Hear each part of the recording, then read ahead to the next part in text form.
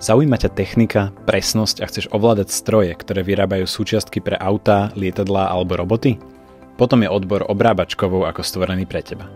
Naučíš sa pracovať s klasickými aj modernými CNC obrábacími strojmi.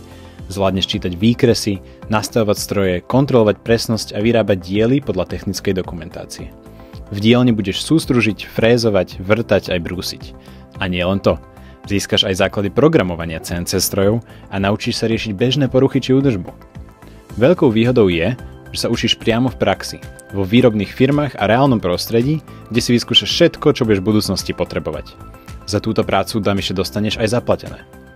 Po ukončení štúdia získaš výučný list a kvalifikáciu, s ktorou máš široké možnosti.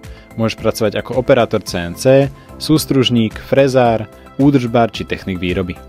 Alebo pokračovať v nadstavovom štúdiu, získať maturitu a posunúť sa ešte ďalej.